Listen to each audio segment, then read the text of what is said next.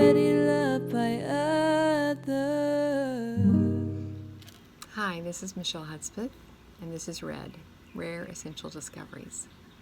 Thank you for joining me today. I am almost done with the story of my journey to self-awareness and self-love. And in my last video, I talked about boundaries a little bit. Didn't really go in depth. And I wanted to touch on that because boundaries are so helpful in moving forward after you've healed and you've become self-aware and you're starting to love yourself well. Boundaries are the most loving, proactive thing you can do for yourself to set yourself up for success. And it's challenging at first to know what those boundaries should be. And so you may not make the best ones initially. You may have to learn, like I did. And I tend to be an extremist, an all or nothing sort of person. I like to think I'm not that way as much, but I still do have some of those tendencies. So when I first made boundaries, I was a little rigid and extreme because I was enjoying my freedom and my self-love so much that I didn't want anything to get in the way of that. And so in an effort to create boundaries that would protect that, I would sometimes overdo it and really kind of sabotaged relationships and opportunities that otherwise would have been really good for me. I'm not going to go into detail here because it would take too long, but maybe I will. Maybe I'll take a video sometime and just do it on a story about making boundaries and holding boundaries. But boundaries are the way to set yourself up for success. But you can't really make good boundaries until you know who you are and until you've dealt with some of the negative thinking and defaults that keep you in a place of fear and anger and victimization. But once you're past that, once you've regained your own power and you're not feeling like a victim, then you can make healthy boundaries. And once you make healthy boundaries, it's a beautiful thing. It's like all of life starts working for you. So boundaries are a beautiful way to maintain the growth and the self-differentiation and the love and the awareness that you've gained and set you up for success for the future. I had a therapist once say that boundaries are the way that you put your own oxygen mask on. Meaning, if you've ever flown, you know, when they're doing the pre-flight check and the flight attendant goes through, you know, in case of an emergency and this happens, this mask is going to come down and put it on like this, and you make sure you've got your oxygen, and if you're with your children, put yours on first, then help your child. Because why? Because what they're saying is that if you don't have your oxygen mask on, you're not going to be getting what you need so that you can look around, assess the situation, and help those who are younger or weaker. By my therapist saying boundaries are like putting your own oxygen mask on, she was saying when you make healthy boundaries, it's like having that oxygen mask on so that your needs are met, you're empowered, and then you look around, assess the situation when you need to make a decision, when you need to interact. You can make it from a place of power. And that has been so helpful to me because being that I've recovered from codependency, my default is to start to control if I get stressed or worried or upset, or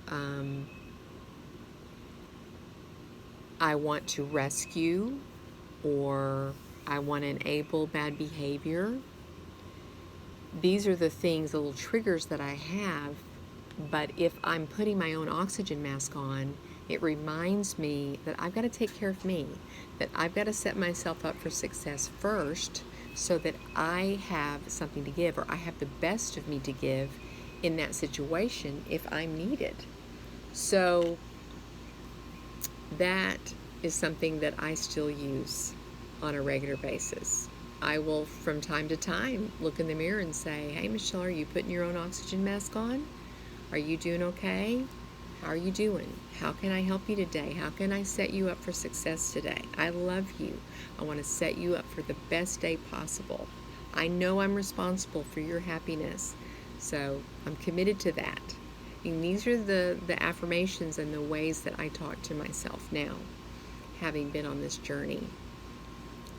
The last thing I want to say is, throughout this journey, one of the other profound things I've learned is to start my day with gratitude. Meaning, our emotional state is really, really important, and it is something that we have control over, because the thoughts we think create the emotions that create the state that we live from, live out of. So if you can remember to begin your day with first waking up with thank you. Just thank you. Thank you. Sometimes I just say thank you over and over, because I'm not really sure exactly what I'm thankful for, but I just know I'm thankful. And then it'll come to me and I'll be like, I'm thankful I woke up today. I'm thankful that I'm breathing today. I'm thankful that my body isn't hurting. My body's healthy. I'm okay. And then I'll go through a little list of things that I'm thankful for that day.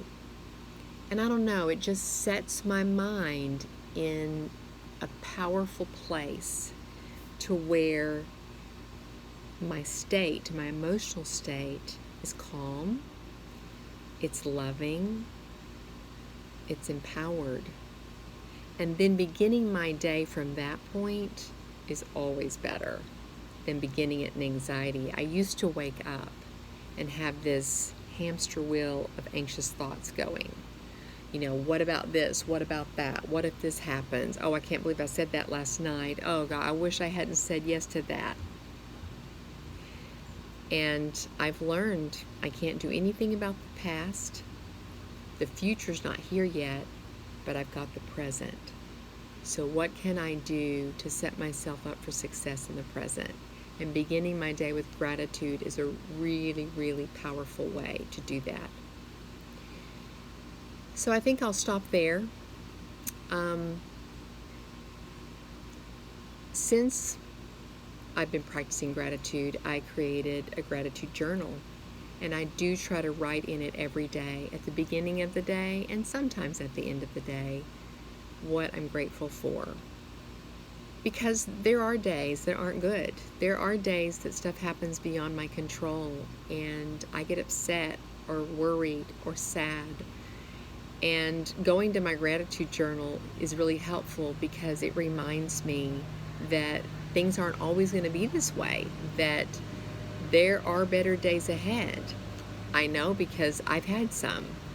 And so it helps me, again, change that emotional state, which is so, so important, because when you feel empowered and you feel good and you feel in a good place, then it's much easier to love yourself well, to love others well.